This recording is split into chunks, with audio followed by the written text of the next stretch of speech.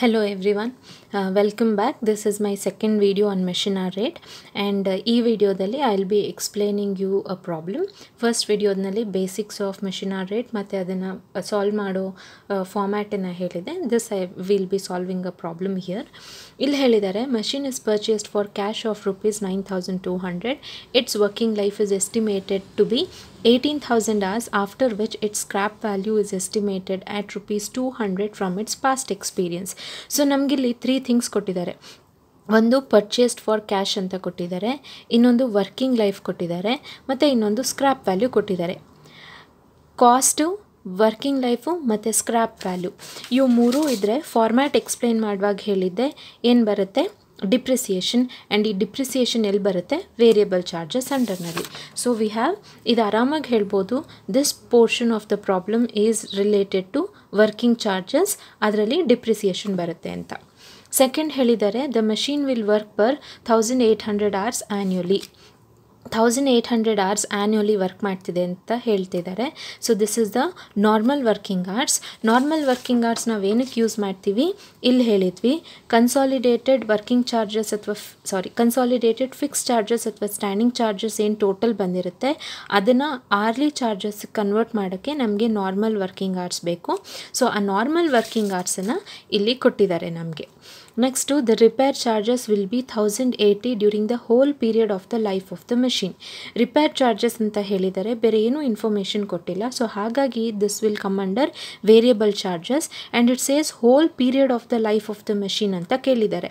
But ನಾವು variable ಎಕ್ಸ್ಪೆನ್ಸಸ್ನ ಮಾಡುವಾಗ normally per machine calculation ಮಾಡ್ತೀವಿ. ಸೊ ಪರ್ ಮಷೀನನ್ನು calculate ಮಾಡ್ಕೊಳ್ಬೇಕಾಗುತ್ತೆ.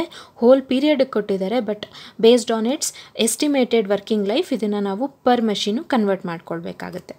Next power consumption will be 5 units per hour at rupees 0.06 per unit. Power ಕನ್ಸಂಪ್ಷನ್ನು 5 units per hour at 6 paise per unit ಅಂತ ಕೇಳಿದ್ದಾರೆ. Power consumption ಅಂದಿದ ತಕ್ಷಣ ಇದು ಕೂಡ ನಮಗೆ ವೇರಿಯಬಲ್ ಚಾರ್ಜಸ್ ಆಗುತ್ತೆ. Next other annual standing charges are estimated to be. So ಇಲ್ಲೇ specify ಮಾಡಿದರೆ, ಇಲ್ಲಿ ಕೆಳಗಡೆ ಹೇಳಿರುವಂಥದ್ದು ಇನ್ನೆಲ್ಲನೂ ಸ್ಟ್ಯಾಂಡಿಂಗ್ ಚಾರ್ಜಸ್ ಅಂತ. So standing or fix charges. So first ಏನು ಹೇಳಿದ್ದಾರೆ, ರೆಂಟ್ ಆಫ್ ದ ಡಿಪಾರ್ಟ್ಮೆಂಟ್ ಬ್ರ್ಯಾಕೆಟ್ನಲ್ಲಿ machine occupies 1/5 of the total space rupees 780 ಅಂತ ಹೇಳಿದ್ದಾರೆ. ರೆಂಟ್ ಆಫ್ ದ ಡಿಪಾರ್ಟ್ಮೆಂಟ್ 780, ಆದರೆ ಮಷೀನ್ ಆಕ್ಯುಪೈ ಮಾಡ್ತಾ ಇರೋದು 1/5 ಆಫ್ ದ ಟೋಟಲ್ ಸ್ಪೇಸ್ನ ಮಾತ್ರ. ಸೊ ಹಾಗಾಗಿ ಈ 780ಯಲ್ಲಿ ನಾವು ಬರೀ 1/5 ಮಾತ್ರ ಕ್ಯಾಲ್ಕುಲೇಟ್ ಮಾಡಬೇಕಾಗುತ್ತೆ. ಸೊ ಕ್ಯಾಲ್ಕುಲೇಟ್ ಮಾಡಿ ಬೇಸ್ಡ್ ಆನ್ ದ್ಯಾಟ್ ಇದು ಕ್ಯಾಲ್ಕುಲೇಟ್ ಮಾಡಿ ಆಮೇಲೆ ನಾರ್ಮಲ್ ವರ್ಕಿಂಗ್ ಲೈಫನ್ನ ಹಾಕ್ಕೊಂಡು ನಾವು ಇದ್ರದ್ದು ಪರ್ ಯೂನಿಟ್ ಕ್ಯಾಲ್ಕುಲೇಟ್ ಮಾಡಬೇಕಾಗತ್ತೆ. ನೆಕ್ಸ್ಟ್ ಲೈಟ್ ಕೊಟ್ಟಿದ್ದಾರೆ. Light is also comes under the standing charges. ಲೈಟ್ಗೆ ಏನು ಹೇಳಿದ್ದಾರೆ, 12 points in the department, 2 points are engaged for the machine. Total ಇಡೀ ಡಿಪಾರ್ಟ್ಮೆಂಟಲ್ಲಿ 12 points ಇದೆ, but only 2 are used for this machine. ಆ ಮಷೀನಿಗೆ 2 pointsನ ಮಾತ್ರ ಯೂಸ್ ಮಾಡಿದ್ದಾರೆ. ಸೊ ಆಲ್ದೋ ಲೈಟ್ 288 ಇದ್ರೂ ಕೂಡ we have to find out only for 2 light ಪಾಯಿಂಟ್ಸಿಗೆ ಮಾತ್ರ ಕ್ಯಾಲ್ಕುಲೇಷನ್ನ ಫೈಂಡ್ ಔಟ್ ಮಾಡಬೇಕಾಗತ್ತೆ. ಆಮೇಲೆ ಫೋರ್ಮೆನ್ ಸ್ಯಾಲರಿ ಅಂತ ಹೇಳಿದ್ದಾರೆ. ಸೊ ಫಾರ್ಮ್ಯಾಟ್ನಲ್ಲಿ ಹೇಳಿದ್ವಿ salary will be a standing charges or fix charges. ಅದರಲ್ಲಿ ಏನು ಹೇಳಿದ್ದಾರೆ, 1/4 of his time is occupied in the machine. 1/4 of his ಟೈಮ್ನ ಮಾತ್ರ ಮಷೀನ್ಗೆ ಯೂಸ್ ಮಾಡ್ತಿದ್ದಾರೆ. ಸೊ ಆಲ್ದೋ ಫೋರ್ಮೆನ್ ಸ್ಯಾಲರಿ 6000 ಇದ್ದರೂ ನಾವು ಬರೀ 1/4 ಮಾತ್ರ ಕ್ಯಾಲ್ಕುಲೇಟ್ ಮಾಡಬೇಕಾಗುತ್ತೆ. Because only 1/4 is used for the machine or 1/4 is used for supervising the machine. ಇನ್ನೊಂದು insurance premium fire for machinery rupees 36. Machinery ಕೊಟ್ಟಿದ್ದಾರೆ 36 ಅಂತ ಹೇಳಿದ್ದಾರೆ. So this will also be a direct amount. ಆಮೇಲೆ ಕಾಟನ್ ವೇಸ್ಟ್ rupees 60 ಅಂತ ಕೊಟ್ಟಿದ್ದಾರೆ. ಫಾರ್ಮ್ಯಾಟ್ನಲ್ಲೇ ನಾವು ನೋಡಿದ್ವಿ cleaning material, lubricating oil, insurance, salary, light ಇವೆಲ್ಲನೂ ನಮಗೆ ಸ್ಟ್ಯಾಂಡಿಂಗ್ ಚಾರ್ಜಸ್ ಅಂತ. So this whole part from ಇಲ್ಲಿಂದ ಅದರ್ ಆ್ಯನ್ಯುಯಲ್ ಚಾರ್ಜಸ್ ಅಂತ ಏನಿದೆ, ಸೊ ಈ other annual charges from here till ಇದಿಷ್ಟು ನಮಗೇನಾಗುತ್ತೆ, this will come under the fixed expense. So find out the machine hour rate on the basis of above data. So ಎಲ್ಲ data basis ಮೇಲೆ find out the machine hours ಅಂತ ಹೇಳಿದ್ದಾರೆ. So problem ಮಾಡುವಾಗ ಏನು ಮಾಡ್ತೀವಿ ಅಂತ ಹೇಳಿದ್ರೆ, we should see that machine ರೇಟ್ನ ಕ್ಯಾಲ್ಕುಲೇಟ್ ಮಾಡುವಾಗ ಫಸ್ಟು ಫಾರ್ಮ್ಯಾಟ್ನ ಹಾಕ್ಕೊಳ್ತೀವಿ. ಫಾರ್ಮ್ಯಾಟ್ ಹಾಕ್ಕೊಳ್ಳುವಾಗ ಫಸ್ಟು ಸ್ಟ್ಯಾಂಡಿಂಗ್ ಚಾರ್ಜಸ್ ಮತ್ತು ವೇರಿಯಬಲ್ ಚಾರ್ಜಸ್ ಅಂತ ಹೇಳಿ ನಾವು ಹಾಕ್ಕೊಂಬಿಡಬೇಕು. ಅದಾದಮೇಲೆ ಒನ್ ಬೈ ಒನ್ ನಾವು ಯಾವುದ್ಯಾವುದು ಎಲ್ಲೆಲ್ಲ ಅಡ್ಜಸ್ಟ್ಮೆಂಟ್ ಮಾಡ್ಕೊಳ್ಬೇಕೋ ಅದನ್ನು ಮಾಡ್ಕೊಳ್ತಾ ಹೋದರೆ ಆಗುತ್ತೆ. ಸೊ ಫಸ್ಟ್ ಏನು ಹೇಳಿರೋದು, machine purchased for cash 9200, working life estimated to be 18,000 hours and scrap value 200 ಅಂತ ಹೇಳಿದ್ದಾರೆ. ಸೊ ಇದು ಎಲ್ಲಿಗೆ ಬರುತ್ತೆ, ಡಿಪ್ರಿಸಿಯೇಷನ್ ನಮಗೆ ಬರೋದು ಫಾರ್ ವೇರಿಯಬಲ್ ಚಾರ್ಜಸ್. ಸೊ ಏನು ಮಾಡ್ತೀವಿ ನಾವು, ಡಿಪ್ರಿಸಿಯೇಷನ್ ಹಾಕ್ಕೊಳ್ತೀವಿ. ಡಿಪ್ರಿಸಿಯೇಷನ್ ಎಷ್ಟಿದೆ, ಕಾಸ್ಟ್ ಆಫ್ ದ ಮಷೀನ್ ಇರೋದು 9200, ಅದರಲ್ಲಿ ನಮಗೆ 200 is the scrap value. Estimated working life ಎಷ್ಟು ಕೊಟ್ಟಿದ್ದಾರೆ ಆಫ್ ದ ಮಷೀನ್, 18,000 hours ಕೊಟ್ಟಿದ್ದಾರೆ. ಸೊ ಟೋಟಲಿ ಎಷ್ಟಾಗುತ್ತೆ ಅಂತ ಹೇಳಿದ್ರೆ ನಮಗೆ 9,000 ಡಿವೈಡೆಡ್ ಬೈ 18,000 ಅಂತ ಹೇಳಿದಾಗ 0.5. ಸೊ 0.50 is the depreciation ಆಗುತ್ತೆ. ನೆಕ್ಸ್ಟ್ ಏನು ಹೇಳಿದ್ದಾರೆ, ಮೆಷಿನ್ ವಿಲ್ ವರ್ಕ್ 1800 ಆ್ಯನ್ಯುಯಲಿ, ಇದು entry will see litre. Repair charges will be 1080 during the whole period. So repair charges ಅಂತ ಹೇಳಿದರೆ, ರಿಪೇರ್ ಚಾರ್ಜಸ್ಸು ಎಲ್ಲಿಗೆ ಬರುತ್ತೆ, repair charges will come for variable expenses. So ಏನಂತ ಮಾಡ್ತೀವಿ,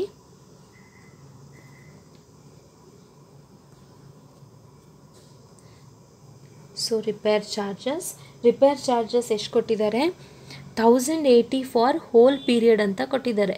1080 ಫಾರ್ ದ ಹೋಲ್ ಪೀರಿಯಡ್ ಎಷ್ಟಿದೆ, whole period ಅಂತ ಹೇಳಿದ್ರೆ ಇಲ್ಲಿ ನಮಗೆ 18,000 ತೊಗೊಳ್ಬೇಕಾಗುತ್ತೆ. Because 18,000 hours is the estimated working life. So estimated working life 18,000 hours ಇದೆ.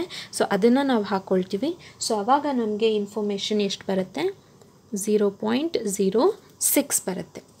ನೆಕ್ಸ್ಟ್ ಇನ್ಫಾರ್ಮೇಷನ್ ಏನು ಕೊಟ್ಟಿದ್ದಾರೆ, power consumption will be 5 units per hour at 6 paise per unit.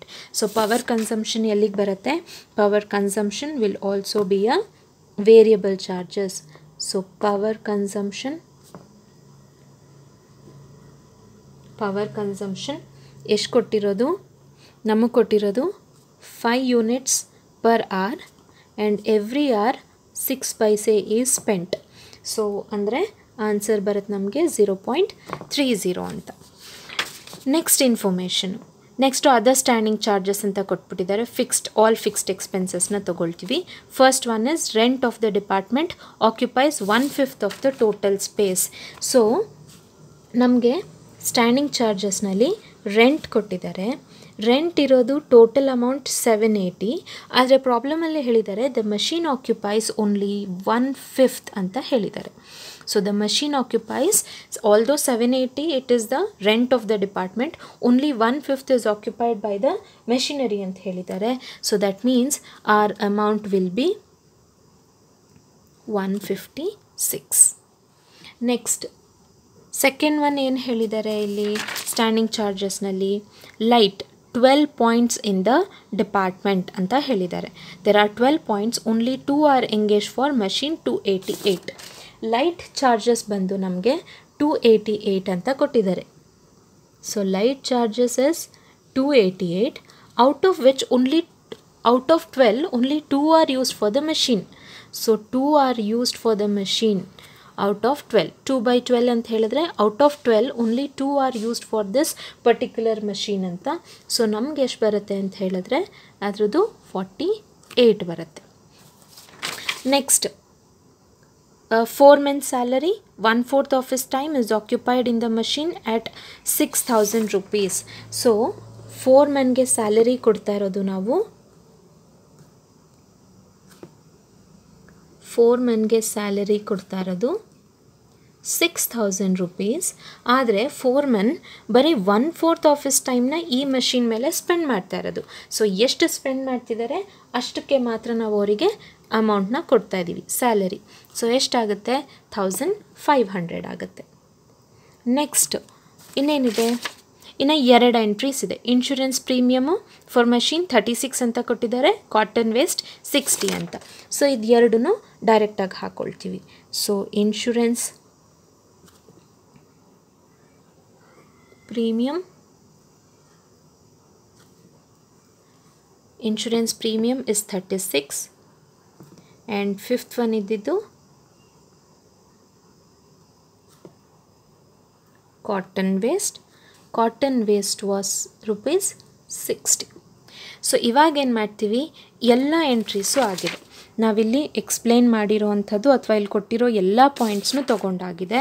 So what will do, we will calculate the total ಮಾಡಿದಾಗ we will get 1800. But ಇದನ್ನು ನಾವೇನು ಮಾಡಬೇಕೀಗ, hourly ಚಾರ್ಜಸ್ಗೆ convert ಮಾಡಬೇಕಾಗತ್ತೆ ಅಥವಾ ಆರ್ಲಿ ಚಾರ್ಜಸ್ನ ಫೈಂಡ್ ಔಟ್ ಮಾಡಬೇಕು. ಆರ್ಲಿ ಚಾರ್ಜಸ್ಗೆ ಫಾರ್ಮುಲಾ ಏನಿತ್ತು ಇಲ್ಲಿ, total expenses by normal working hours.